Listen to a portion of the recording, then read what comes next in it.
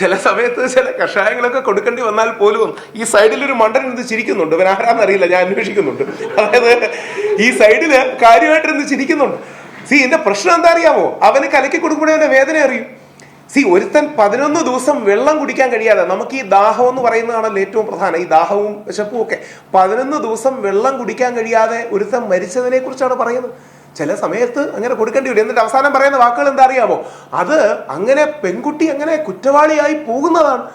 അവൾക്ക് വേറെ ഗത്യന്തരമില്ലാതെ അവൾ മരണം അല്ലെങ്കിൽ കൊലപാതകം ചെയ്യുന്നതാണ്.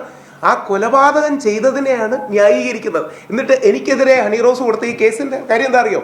പ്രതിയോടൊപ്പം ചേർന്ന് ഹണി റോസിനെ അധിക്ഷേപിച്ചു. ഞാനാണ് എല്ലാ ചാനലുകളിലും വന്ന് ബോച്ചെ ചെയ്തത് തെറ്റാണ് തെറ്റാണ് തെറ്റാണ്, ബോച്ചെ ഹണി റോസിനോട് മാപ്പ് പറയണം എന്ന് പറയുകയും, എന്നാൽ ബോച്ചെ ഈ 3 വർഷമൊന്നും പിടിച്ചിട്ട കാര്യമില്ലെന്ന് പറയുന്നു. ബോബി ചെമ്മണ്ണൂർ എനിക്ക് വലിയ ഇഷ്ടമുള്ള ഒരാളാണ്. ഒരുപാട് നമ്മുടെ നാട്ടിൽ സേവനം ചെയ്തിട്ടുള്ള വ്യക്തിയാണ്, ചാരിറ്റി ചെയ്ത വ്യക്തിയാണ്. എനിക്ക് വ്യക്തിപരമായിട്ട് അറിയാം. പക്ഷെ എനിക്ക് അദ്ദേഹം പറഞ്ഞ ഒരു കാര്യം തെറ്റാണെങ്കിൽ തെറ്റാന്ന് പറയാൻ ഒരു മടിയും തോന്നിയില്ല. പുള്ളി പറഞ്ഞത് തെറ്റാണ്, ക്ഷമ പറയണമെന്ന് പറഞ്ഞു.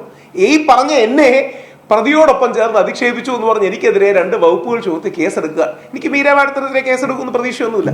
ഞാൻ അതുകൊണ്ട് തന്നെ പോലീസിനോട് സംസാരിച്ച് എല്ലാം വീഡിയോയിൽ പകർത്തി യൂട്യൂബിലും മറ്റും ഇട്ടിട്ടുണ്ട്. കാര്യം അറ്റ്ലീസ്റ്റ് നാട്ടുകാരെങ്കിലും അറിയട്ടെ എന്നുള്ളതാണ്. ഇല്ലെങ്കിൽ പോലീസുകാർ എന്ത് ചെയ്യുമെന്നറിയാമോ? പഠിക്കുന്നുണ്ട്, പരിശോധിക്കുന്നുണ്ട് എന്ന് പറഞ്ഞ് സ്ഥിരം നിൽക്കും.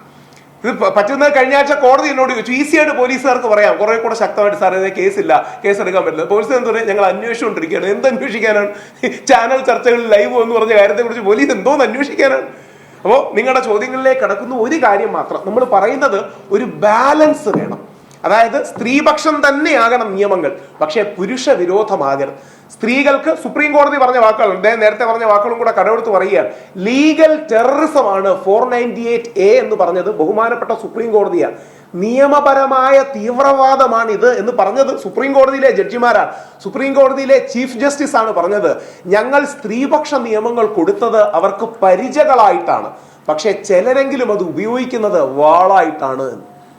ഇതൊരു വലിയ ഇഷ്യൂ ആണ്.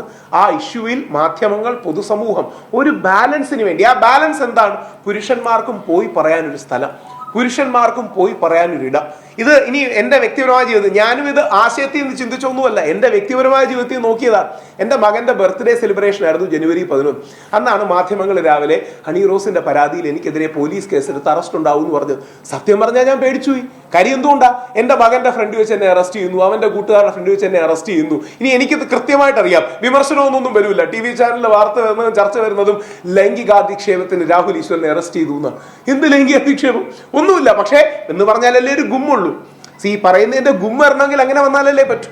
ഇനി പെട്ടെന്ന് ഞാൻ ഈ ഒരു കാര്യം പറഞ്ഞ് ശീലിച്ചുകൊണ്ടാണ് ഒരു കാര്യം കൂടെ പറഞ്ഞ് അവസാനിപ്പിക്കുക. അതായത് ഈ യൂട്യൂബ് ഒക്കെ ചെയ്യുന്നവരും മാധ്യമങ്ങളിൽ വീഡിയോ ഒക്കെ എടുക്കുന്നവർക്കും അറിയാം, പലപ്പോഴും വീഡിയോ എടുക്കുമ്പോൾ പറയും ഒരു ഹുക്കിട്ട് നമ്മൾ സംസാരിക്കണോ.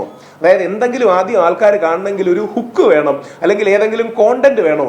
സാധാരണക്കാരങ്ങനെ ഹുക്കിട്ടാൽ കുഴപ്പമില്ല.